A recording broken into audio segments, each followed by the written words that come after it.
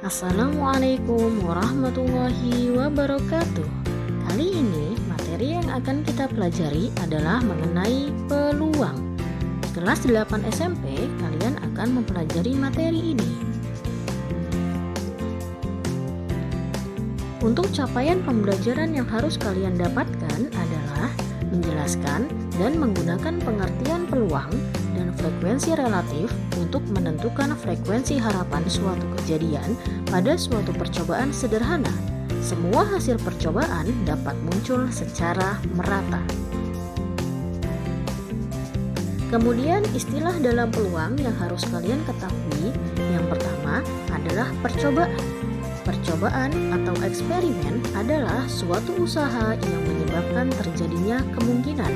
Misal adalah suatu usaha melempar koin. Dari usaha melempar koin ini menghasilkan dua kemungkinan.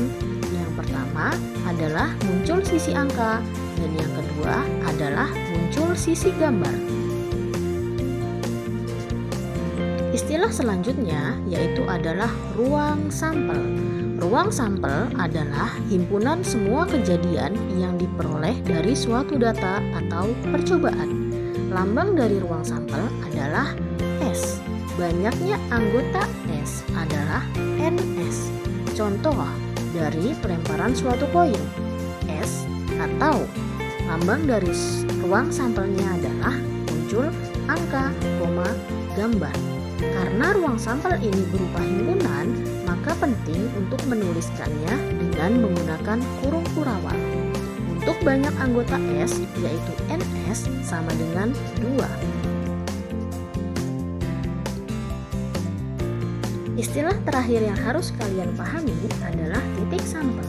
Titik sampel adalah semua anggota dari ruang sampel. Contoh dari pelemparan koin, maka titik sampelnya adalah kurung kurawal, angka, gambar.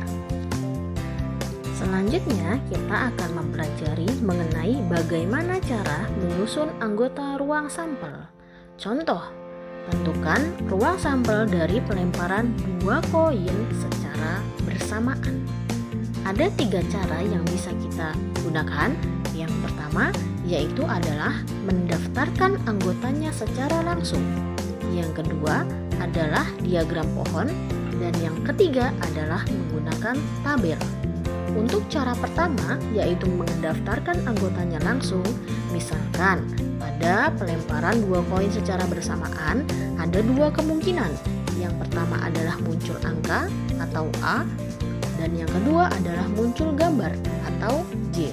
Maka ruang sampelnya adalah S sama dengan buka kurung kurawal, angka-angka, angka gambar, gambar angka, gambar-gambar, kemudian ditutup dengan kurung kurawal. Cara yang kedua untuk menyusun anggota ruang sampel adalah menggunakan diagram pohon. Perhatikan gambar diagram pohon di bawah ini. Karena kita contohnya adalah menentukan ruang sampel dari pelemparan 2 koin secara bersamaan, maka di sini tertulis ada koin 1 dan juga ada koin 2. Ketika koin itu bisa memunculkan angka dan gambar pada koin pertama, maka begitu pun pada koin kedua, maka akan muncul angka dan gambar. Untuk ruang sampel yang kita dapatkan dari diagram pohon ini yaitu adalah AA, AG, GA, dan GG. Hasilnya sama dengan ketika kita mendaftarkan anggotanya secara langsung. Cara yang ketiga untuk menyusun anggota ruang sampel adalah menggunakan tabel. Kalian bisa membuat sebuah tabel yang menunjukkan koin 1 dan koin 2 untuk pelemparan 2 koin secara bersamaan. Karena sebuah koin bisa memunculkan kemungkinan angka dan gambar, maka untuk yang tabel ke bawah itu adalah menunjukkan koin 1, tabel yang ke kanan adalah menunjukkan koin kedua. Bisa muncul angka dan bisa muncul gambar. Ketika dilemparkan secara bersamaan, dalam satu kali pelemparan itu bisa saja memunculkan angka-angka, bisa juga angka gambar, bisa juga gambar angka, dan yang terakhir adalah gambar-gambar. Selanjutnya adalah jenis-jenis peluang. Ada dua jenis peluang.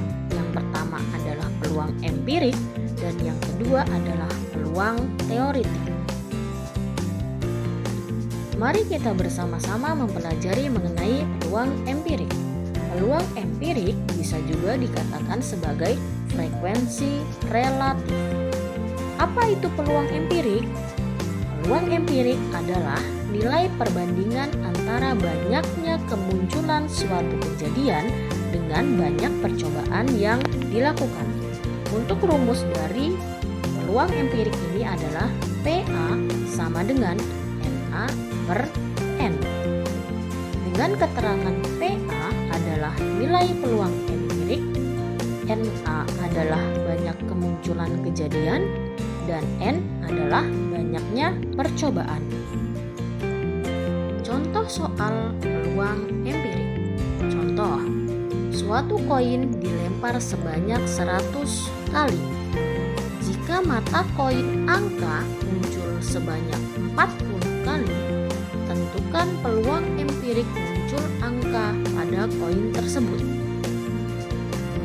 Baik, jawabannya adalah banyaknya kemunculan mata koin angka adalah disimbolkan dengan NA sama dengan 40.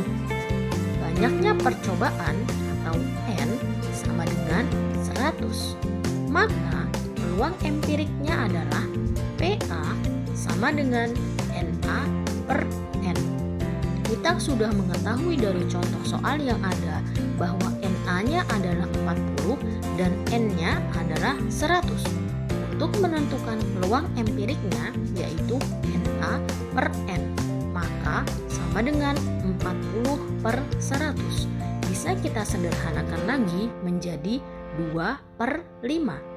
Maka peluang empirik dari munculnya angka pada koin yang dilemparkan sebanyak 100 kali adalah 2 per 5. Jenis peluang yang kedua yaitu adalah peluang teoritik.